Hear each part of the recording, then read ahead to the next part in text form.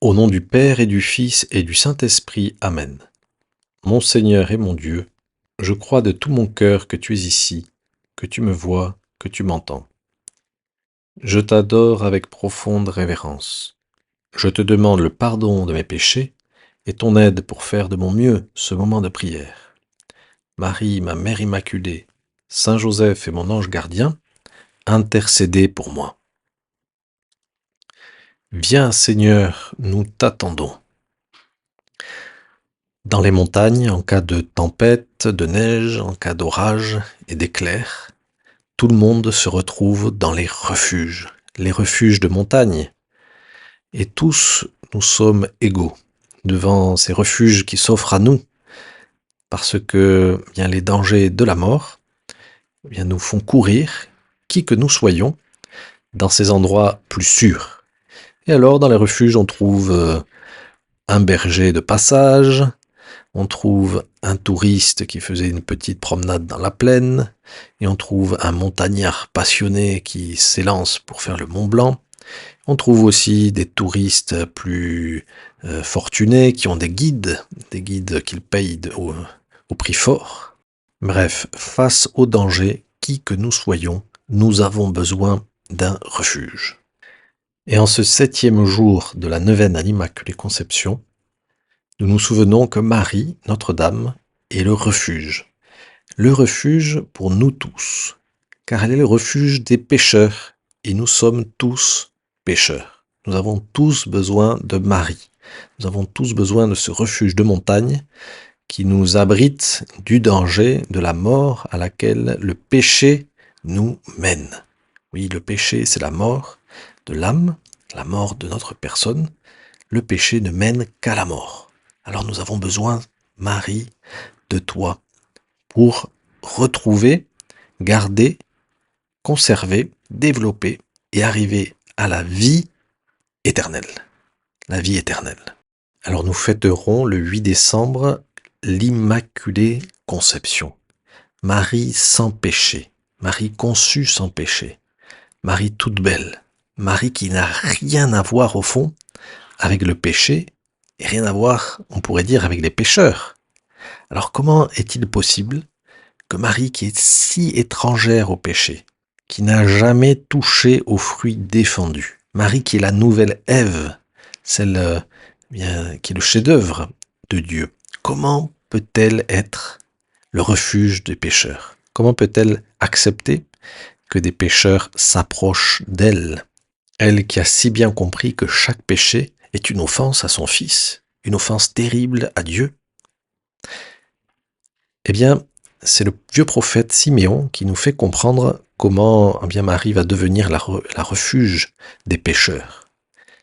Le vieux Siméon, à la sortie du temple, voit Joseph et Marie qui viennent de présenter Jésus au temple. Et Siméon dit à Marie, « Vois que ton cœur va être transpercé d'un glaive. » C'est-à-dire ce cœur immaculé qui est le tien, ce cœur qui est sans péché, il va être transpercé par un glaive. Et nous savons que ce glaive, au fond, c'est sa grande souffrance, la grande souffrance de Marie, au moment de la passion de son Fils. Et qu'est-ce que la passion de son Fils? C'est Jésus qui prend sur lui tous ses péchés pour les anéantir et pour que, avec lui, nous puissions ressusciter. Pour qu'avec Jésus, nous puissions, après être passés par la mort, ressusciter pour toujours. Et dans cette passion, Marie est associée d'une manière mystérieuse à ses souffrances. C'est pour ça que son cœur est transpercé. Et donc elle, qui n'avait rien à voir avec le péché, va être confrontée aux pécheurs. Et avec Jésus, et avec toutes les personnes de bonne volonté, va aider le Seigneur à racheter le monde. Voilà pourquoi le cœur immaculé de Marie n'est pas lointain, n'est pas étranger à nous. Il devient un refuge dans lequel nous pouvons nous reposer, dans lequel nous pouvons être sauvés. Dans l'Ancien Testament, il y avait quelques villes établies pour être des refuges. Et ces refuges étaient ouverts à des personnes qui avaient commis certains crimes et qui, s'ils allaient dans ces villes, eh bien, bénéficiaient d'une certaine clémence en attendant un jugement. Dans ces villes, par exemple Sichem ou Hébron, les personnes qui voulaient fuir les vengeurs, eh bien ces personnes étaient accueillies sans jugement immédiat. Bon, il y avait quelques conditions, hein, mais ils étaient accueillis sans jugement.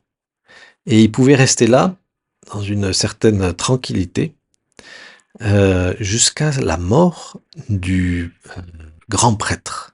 Car le grand prêtre portait sur lui, d'une certaine manière, les péchés des hommes. Quand il mourait, il y avait un nouveau cycle qui s'ouvrait. Et donc, d'une certaine manière, les péchés étaient morts avec le grand prêtre. Et donc, le pécheur pouvait repartir dans d'autres villes. Oui, devant cette tempête du péché, devant les dangers de la mort du péché, Marie nous protège. Elle nous protège du désespoir, de la peur, du découragement. Et comme dans ces villes, on attendait un jugement, Marie accueille le pécheur même avant ce jugement, même avant sa conversion. Pourquoi il y a tellement de personnes qui t'aiment Marie sans encore avoir la plénitude de la foi ou sans même avoir vraiment la foi chrétienne. Et c'est la grandeur de Notre-Dame. Elle accueille tout le monde. Et puis, aussi la ville refuge, c'était aussi un chemin vers la justice ou vers la grâce. Le réfugié ne restait là pas toujours, il repartait un jour purifié après son jugement ou après cette mort du grand prêtre. Avec Marie, le pécheur est guidé aussi vers le Christ. La Sainte Vierge nous présente son enfant. Quand on approche de Marie, eh bien, on connaît automatiquement, petit à petit, le Christ, car c'est le seul but de la vie de Marie, hein, rapprocher tous ses enfants de son Fils, de Jésus. Oui, Seigneur, parce que le cœur immaculé de Marie a été transpercé d'un glaive, parce que par un mystère de la volonté de son Fils, elle a été associée d'une manière remarquable à la passion de Jésus, parce que ton cœur, Marie, a été transpercé, je peux recevoir les grâces de ton Fils à travers ce cœur immaculé.